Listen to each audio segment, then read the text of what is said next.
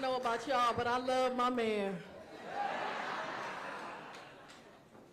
Oh, wow.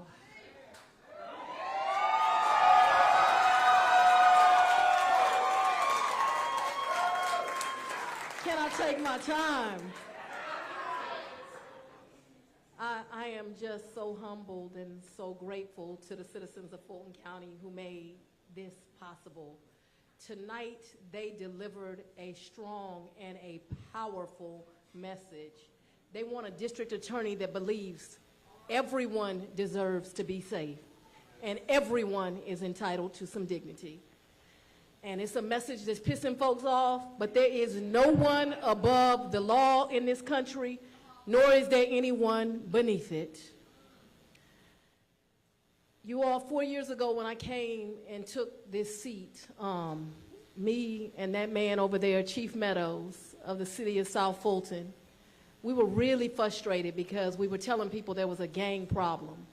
And people were acting like we had two heads. They said there was a gang problem in Chicago, there was a gang problem in LA, might have been a gang problem in DC, but there was not a gang problem in Atlanta. And we were saying, no, there is. And if you don't deal with reality, reality will deal with you. And so we put into effect a balanced approach. But I need everyone in here to understand this is just a pause. We are not to the end of the road. In fact, I submit to you, we're at the beginning. The campaign does not end tonight. It begins tonight. And so right here tonight, this is a fundraiser in case you're confused. If you left some money at the door, go back and leave some more. I got 2 stores going on. Go and buy a t-shirt because you're going to need to wear it. Because we in this fight for the long haul. You all, in all seriousness, my opponent has super PACs already supporting her. The Republican Party of this country and the state have already supported her. But right here is a grassroots campaign. Nobody is supporting me but the people of Fulton County. And so we need you all the way in. If you believe this campaign, a very brilliant woman last night, Rachel Maddow, said that this campaign and this movement is the bellwether of democracy. And we need you to support us. 4 years ago, you elected me as DA to bring crime down. And I think you've heard we've done just that. But I need to remind you of where we were 4 years ago. Not only was crime just going wild, we also were in a state where George Floyd had just been murdered. And it was on the back of many, many atrocities. And as a result of these ugly, ugly things that were happening in our communities, people were dissatisfied with law enforcement and the justice system. And guess what? They were right. There was no reason to have this. Also, there are many here that are on my team, and they know we walked into a district attorney's office that was completely broken. But if I didn't do anything else right, I put together a team of fierce warriors, and they are making a tremendous difference, changing the challenges. Let me say that for you again, what the mayor said. Homicides are down 21%. That means mamas is going home hugging their babies. You understand? Those aren't just numbers. That means mamas are attending their sons' graduations. They're going to their children's weddings. They are enjoying just having Sunday dinner, not buying caskets.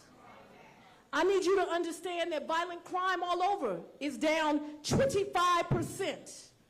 Rape is down 49%. Some of you will say, the doubters will say, well, crime is down all over the country. Yeah, it's down 5%. We're doing something right here in Fulton County. Understand, we have the 3rd largest crime drop in America. We only chasing San Antonio, Texas, and Arlington, Texas, and they about to be in my rear view if you know me.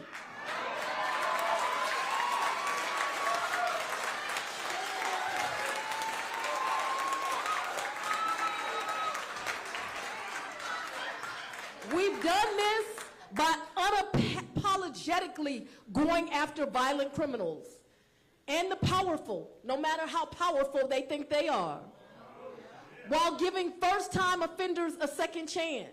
We've developed programs for young people. I have the REACH program. It is the only program like that in the country where a DA's office is in the school system all year long. And folks challenge me on my budget, but Akeem Woodard, what I tell them, I'd rather see them in the classroom than in the courtroom. And this balanced approach is working because we are making tremendous progress. But please understand, I'm just getting started. Making this community safer. And this election is bringing into focus very important matters about who matters. Should your safety depend on your zip code? What about your race? Should it depend on who you choose to love? Should it depend on if you're male or female? Bishop, I think it should apply to all of them. What you think, Bishop Jackson? I want you all to understand, hear it now. My opponent is completely unqualified. Completely. She has less than 4 years of practicing law. She has never been in a criminal courtroom. But while she is inexperienced and unqualified and does not represent the values of my county, don't get confused. She is a real threat because of who backs her and how they back her. She does not have allegiance to the people of my county. She has allegiance to politics and the powerful's interests. Oh, y'all read between the lines. She doesn't believe that everyone is afforded equal protection of the law. She doesn't believe in accountability. She will not do the hard work that is required of a district attorney that wants to make Fulton safer. And I want you to understand, this work is hard.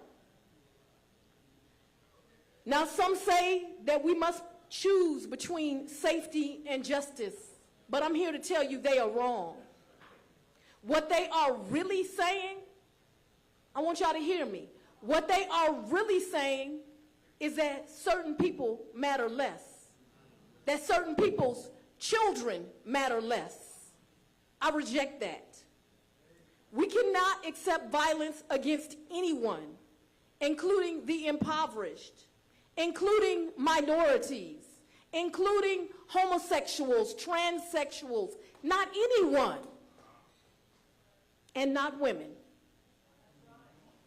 As Matthew chapter 25, verse 45 says, truly I tell you, whatever you did not do for one of the least of these, you didn't do for me.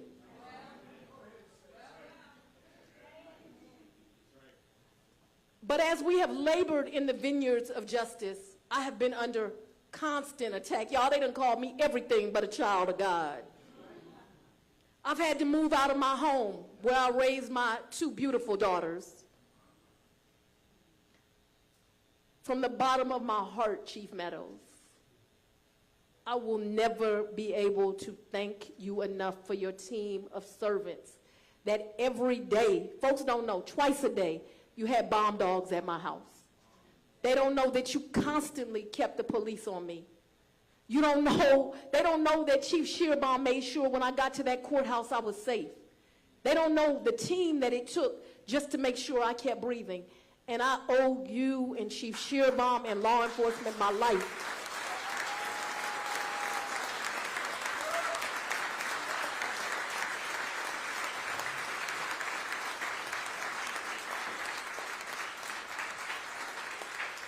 You are absolutely my hero, and I would not have gotten through this without you. But even with all the threats on my life, it is nothing compared to what the victims of violent crime in Fulton County have too often experienced, the deep sadness that comes with being made a victim. See, this is what they don't understand. They can attack us, they can beat us down, but they will not succeed. See, they don't know the fire that I come from. They don't know that Brother John Floyd. But this is the fire that we are made from. All the attacks in the world can't stop us, and they will not stop us. This is a fight for safety. It's a fight for justice, but it's a fight for the rule of law. And we are just at the beginning of this fight. So I ask you to dig deep and keep fighting. Y'all missed it, it's a store in the back. I want to thank my supporters.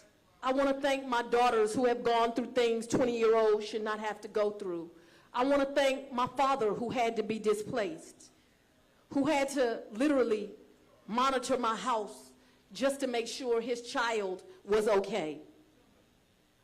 I have a really deep thank you to my friend and my partner, Mayor Andre Dickens, and a hero of mine, former Mayor Shirley Franklin.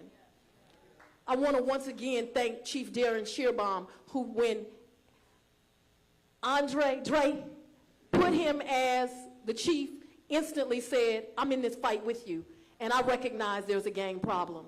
I want to thank Chief Meadows and my sheriff, Sheriff Labatt, for all their inexhaustible leadership and for the courage that they've had to do to keep me safe. Bishop Jackson, thank you for always sending those text messages, all the prayers, making sure you rounded up the faith leaders, and that I had your support. From my pastor, Pastor Pollard, I love you and your wife. Thank you for taking care of me. To so many other religious leaders, Pastor Flippin, who I saw in here tonight, who've been with me when I'm winning and when I'm losing. Thank you for always standing with me. I want to deeply thank the brave women and men who serve as district attorneys and investigators in this county. Can y'all give them a round of applause?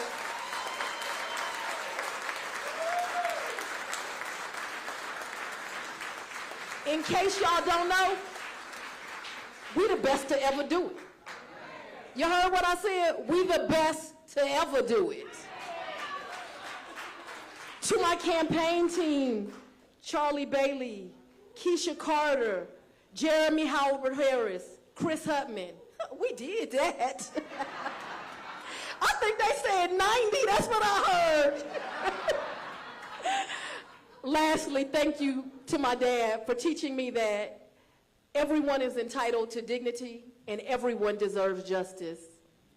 Thank you to my children for giving me the inspiration to keep getting up and doing this job. In the words of Dr. Martin Luther King, Jr., the arc of the moral universe is long, but it always bends towards justice.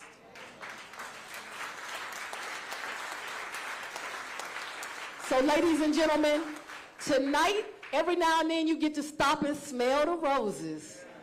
And tonight we're going to stop and smell these roses. We are going to celebrate. We're going to party. The DA drinking Grey Goose, in case anybody wondering.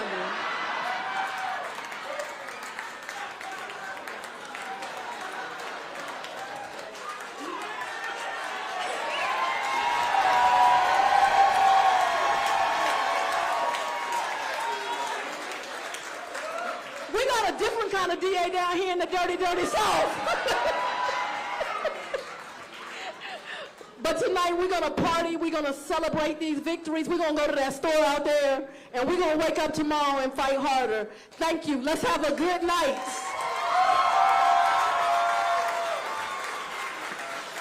Good night.